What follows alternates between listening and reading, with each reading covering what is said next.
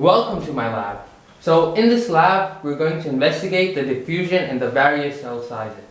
So we know that diffusion is a passive transport mechanism wherein the molecules move to the membranes from the higher concentrations to lower concentrations. So the diffusion of molecules depends upon many factors like the size of molecules, kinetic energy of molecules, charges of molecules, and nature of membranes to which the molecules pass. The objective of this lab is to study on how the cell size affects the diffusion rates, and so that we can observe the dependency of the rate of diffusion with the rate of the cell surface area and its volume. So we'll use the various sizes of potato cubes to represent the size of the cells, and we will investigate the amount of diffusion using the iodine solution. We've already poured 15 ml of the iodine solution in this beaker, on which I'll talk about later. But now let's talk about the variables. There are three variables: the independent variable, dependent variable, and controlled variable. The independent variable in our experiment is the surface area of the potato cubes exposed to the iodine solution. The dependent variable is the diffusion depth in the potato cubes, which we'll find after doing the experiment. The control variable in this case is the duration of diffusion and the room temperature. So now to the materials.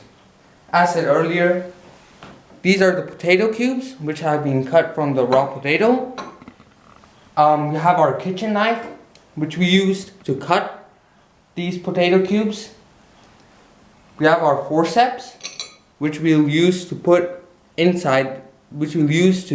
take the cubes and put in the iodine solution. We have the iodine solution, the 15 ml right here, and this is in a 30 ml beaker. We have our ruler, which we used to measure the sizes of the cubes. We have our timer. I'll be using my phone. And we have a calculator. Now, when doing the experiment, it's very important to have your goggles on. Let's talk about the procedure. The raw potato has been cut into the 4 cubes. The first cube has a dimension of 2 by 2 by 2 centimeters cubed.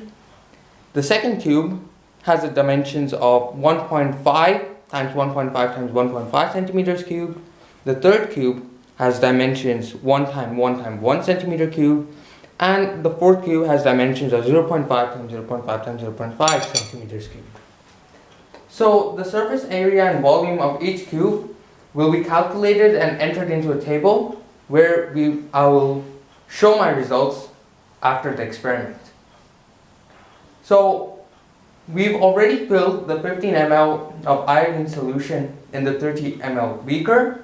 And now what we're going to do is place a cube, one of the 4 cubes, into the iodine solution for exactly 3 minutes and then remove it. We'll do this for all the 4 cubes and then cut them in half and check how deep the iodine solution soaked into the potato. We'll measure it, we'll measure the unstained distance, and we'll enter the results into the table. Before we go to our results, we should take a look at the volume and surface area. So the volume, it represents the amount of content inside the cell, while the surface area, it represents the amount of cell membrane. So the formula we use to find the surface area of a cube is the length times its width times the number of sides, while the volume is the length times width times the height. So the surface area, the cube volume, and the ratios have been entered in table 1. And as we can see, the first column is the potato cube size. We chose units centimeters. The next column is the surface area. Its units in centimeters squared. The next column, cube volume in centimeters cubed. And we added a final column of the ratio between the surface area to its volume. And something we can note is that the smallest potato cube size had the greatest ratio of surface area to its volume, while the greatest potato cube size had the smallest ratio of surface area to volume. As next, the unstained size and diffusion depth were measured. So the potato cube size is the length of any one side of cube in centimeters. The unstained size is then the length of the unstained part, the colorless or not diffused by the iodine solution. Then the diffusion depth is the length of the stained part from one edge of the cube. The diffusion rate is then found by dividing the diffusion depth with time.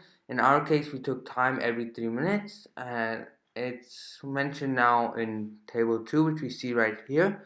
And we see the pattern that as the potato cube size increases, the diffusion rate decreases, and likewise, as the diffusion depth decreases, the diffusion rate is also decreasing. The unstained size is increasing, but the diffusion rate still decreases.